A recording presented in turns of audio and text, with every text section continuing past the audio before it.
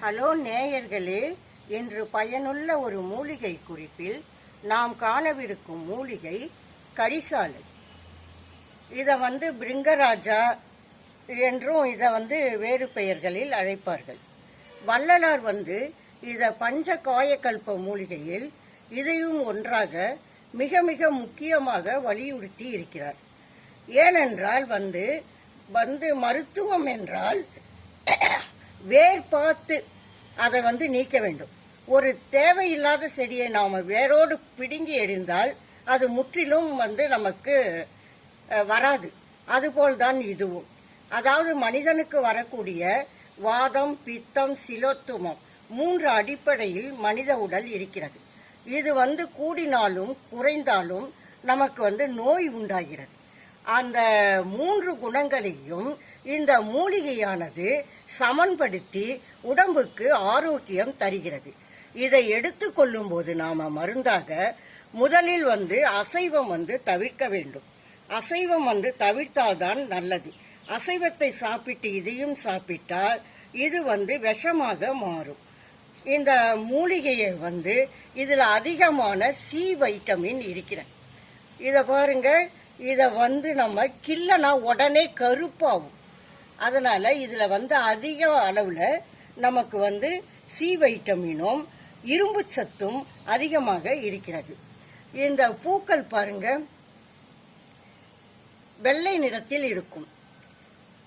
இதன் பூக்கள் இத பாருங்க, வெள்ளை நிறத்தில் இத மாதிரி சின்னதா ஒரு சூரியகாந்தி அமைப்புக்கு இருக்கும். இதன் விதை பாருங்க, இத பாருங்க, இத மாதிரி முற்றி விளைந்து இத பாருங்க, விளைந்தது இத பாருங்க.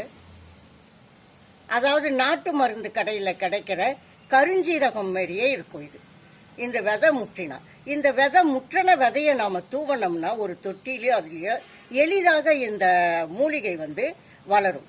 இதை 4-5 இலைகளை பறித்து நாம் காலையில் நன்றாக மென்று அன்னாக்கில் வைத்து அடக்கி ஒரு 5 நிமிடங்கள் வைத்திருந்தால் தலையில் உள்ள பித்தம் எல்லாம் வாய் வழியாக இறங்கிவிடும். அதை நம்ம ஒரு இது மாதிரி வந்துடும். அதாவது ஒரு சளி மாதிரி ஒரு குழப்போட வரும். ஊறி ஊறி ஊறி தலையில இருக்கிற உச்சந்தலையில இருக்கிற அவ்வளோ பித்தமும் வடியும். இதை ஒரு வாரம் நம்ம செய்து பார்க்க வேண்டும்.